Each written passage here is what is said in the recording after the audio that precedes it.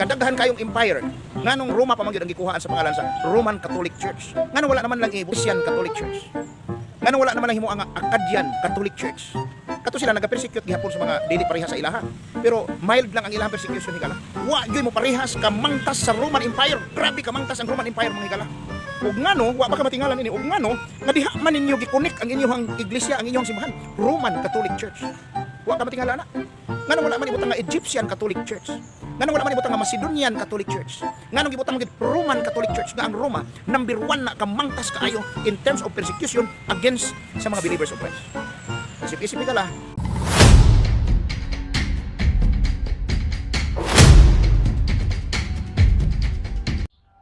Roman Catholic dili ka na usa ka racial term, apan usa ka na ka ecclesiastical term or pangsimbahan nga termino nga nagapunting sa pundok, nagapunting sa relihiyon nga nagikan sa Jerusalem, wa dawata sa Jerusalem apan gipaabot kini sa gitawag og Roma. So nganong diha man nakahuk ang simbahang Katoliko anang word or term nga Roman Catholic? Nga naman pinakauna pagpamatuod man gud kana nga kanang maong gitawag og simbahan na mao nang gikan sa Jerusalem. Kasi sumala pa ni Ginoong Jesucristo, St. Matthew chapter 21, verse 43, "Magakuhaon gikan kaninyo ang gingharian sa Dios og ibalhin kini ngadto sa nasod nga makahatag sa iyahang bunga. Og kanang nasura musugot mog sa dili maunang Roma." Roma kapitulo 1 bersikulo 7 hangtod sa 8. Sumala pa ni San Pablo, "Tungod kaninyong taga Roma, ang pagtuo nakaylap sa tibuok nga kalibutan." Manong Roma man gyud ang ato ang musilbi importante kaayo sa ato ang gitawag og lugar. Ngano man tungod sa hinungdan nga ang mga apostol, particularly usa dinha ang pangulo sa mga apostol nga San Pedro, diha namatay anang lugara. And at the same time sa panahon nila, o nagbasa kag kasaysayan toy, sa panahon ni kaniadto, sa panahon ni Kristo, sa panahon sa mga apostol, ang center of civilization mauna ang Rome, ang Roma. Muna kung makig-away silang mananap, ni kana nga panahon manggod ang Roman Empire manggod kaniadto mo nagiila sa mga apostol nga mapintas nga mananap. Ang Roman Empire ha, munang kinahanglan na buntugon. So kung makig-away gani kag dragon, uluhon ginani mo. Muna ang ulo sa mga apostol, ang makita ang ulo sa mga apostol nga San Pedro, niadto nag-Roma. Og didto namatay, og didto gilubong.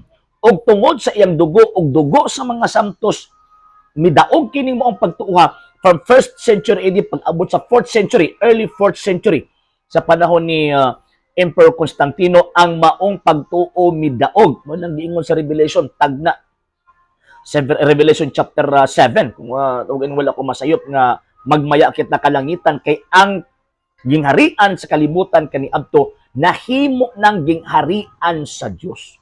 Og tungod kay na-convert man ang gitawag og Roman Empire og niadtong 381 sa panahon ni Emperor Theodosius, gihimo kining state religion, dili na lisod ang pagpakaylap sa maayong balita sa tibuok kalibutan.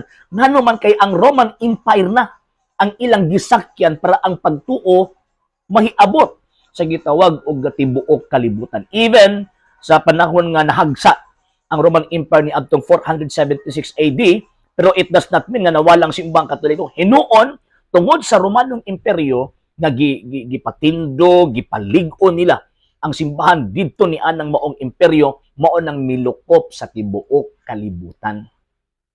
And lastly, mga sila nga, grabe man ang pagpanglutos sa Roman Empire. Yes, grabe gid ang pagpanglutos. Mabit na ako makig-away. Asa makikita makig-away nga walay tawag ining kuan, walay mamatay. So, ang mga apostol nakig-away sila sa pagtuo, gihuptan nila ang pagtuo. Daghang mga Kristiyano at that time namatay, pero kadtong ilang dugo mauto ang nibukbok sa liso sa pagtuo ni anang maong lugar aron mo kaylap ang pagtuo sa tibuok kalibutan. And yun, siyempre makita nato nga ang kasaysayan sa simbahang Katolika o ang balaang kasulatan nag-coincide man gud siya nga ang Roma mao na ang gipili sa Ginoo nga ibutang diha ang iyang pagtuo. Ang Roma mao kana ang gipili sa Ginoo na kung diin mo ay sakyanan sa mga Kristiyano aron mamahimong ang pagtuo makaylap sa tibuok kalibutan. Og again and again, ang maong gisulti ni San Pablo, Romans chapter 1 verse 7 to 8, tungod sa taga Roma ang pagtuo nakaylap sa tibuok kalibutan. Muna kung kanang imong sekta toy, wa gyud ng koneksyon sa Roman Church or sa Roman Catholic Church.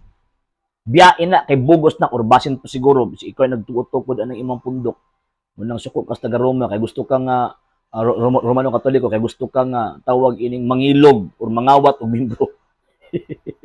Muna. So magbasag ka sa sayan and at the same time para makasabot na sa balaang kasulatan. Okay? So di ta pwede pastuyan eh.